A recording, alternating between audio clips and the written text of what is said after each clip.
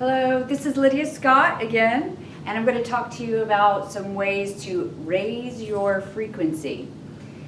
This is very important, probably since, especially since December 21st, December 12th, 2012. A lot of you are very interested and becoming more interested in how to raise your frequency. You may feel like that there are some blocks or something if you've been working on this for a while. If you've not been working on it, you may find, and I don't want to put that in your mind, but it is part of the practice to find out where there might be some obstacles or challenges rather to raising your frequency. Some things you might want to look at are your nutrition, your fitness or your exercise, and other practices. You may also have to look at some emotional issues regarding your frequencies. And I actually have a program that I am developing, and it will be out soon, so watch for that, about clearing yourself emotionally, purifying your emotions so that you can raise your frequency. And that is a process, part of which meditation can help with. That's only part of it though. So there are also some other issues with raising your frequency, as you might have heard if you've been researching this topic. There are not only emotional challenges, but there are spiritual challenges too. And this gets into some touchy areas, but most, if not all, religions address these issues. And there are certain energy, unconscious energies that may block us, which may be a part of our emotional baggage that attach to that emotional baggage. There may also be conscious entities, beings, or energetics, if you just want to put it down to that, that can attach to that. So you're still in kind of you're talking about the unconscious energetics, but there are also conscious energetics that want to, that have a stake in in others not raising their frequency. So you can do a lot of research on this. Then you get into humans that are conscious and unconscious and have a stake in you not raising your frequency. And this is about you having good boundaries. And that is, we get into codependency issues. But I also want to point out that as you relate to others in codependency issues, so to speak here, you will also relate in the spiritual realms to others in a healthy, more or less healthy manner. So it's important to know to know about good boundaries, to have good boundaries, and to know where your power is and where it is not. So all of that I teach. I'm also a licensed clinical social worker associate. I have a master's in social work, so we talk a lot about that.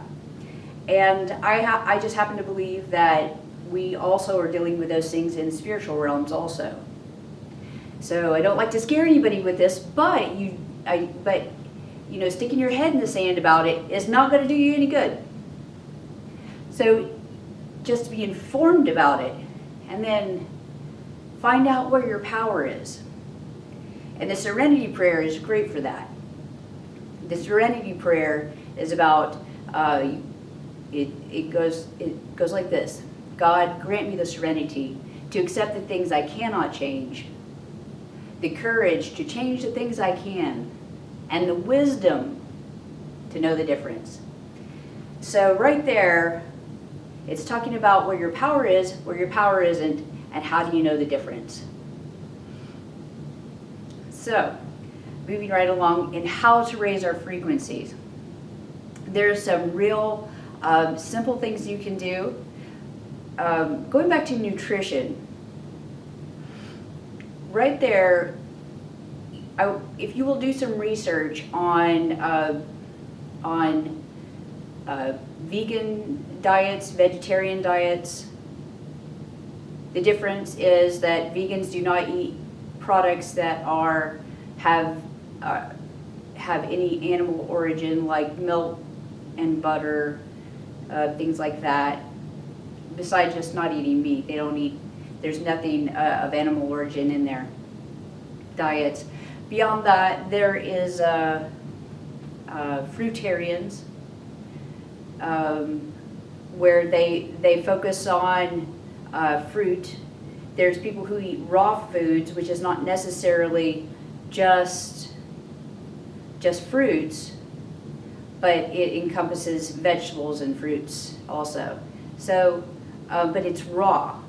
Now with that, with fruits and raw foods, you're ingesting live energy. It has not been deconstructed or altered. It is live energy, of which you can use that energy. When you ingest it, it is going into this area right here, into your gut, which is in the Eastern religions is known as the Dantian area.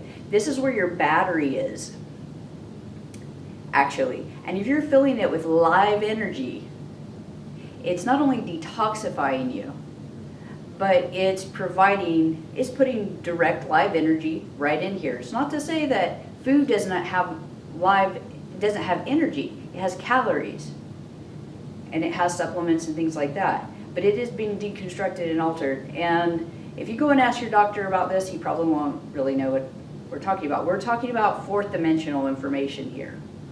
So, and remember, there is a difference between electricity, energy, and chi. Chi is not necessarily electricity. It is more fourth dimensional. Electricity is more third dimensional. So that could get into a whole nother quantum physics discussion, which they don't even know where electricity really comes from anyway. So, anyway, some other methods are doing Qigong. Qigong, C-H-I, spelled a couple of ways, C-H-I-Q-O-N-G. Or you can also spell it more correctly. I think I missed two spellings. Q-I-Q-O-N-G is the more correct spelling.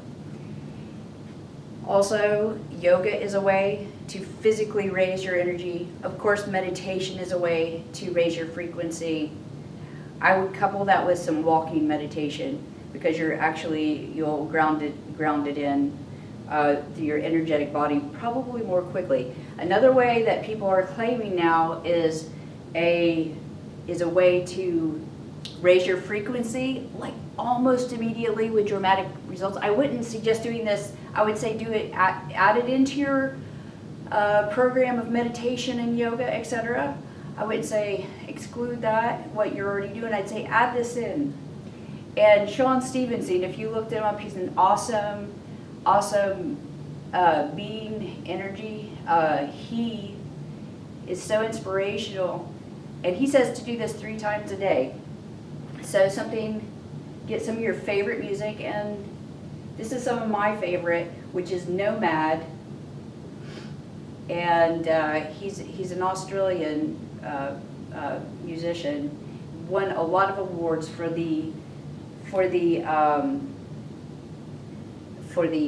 his CD or album in the 1990s. He won a tremendous amount of awards for this. This is one of the songs from Nomad, and this is the Nomad song from the album Nomad, and it is fabulous. You can hear that. You can feel that if you'll just get up with it, get your own music, and just start out very slowly. Like John Stevenson says, just start with your shoulders.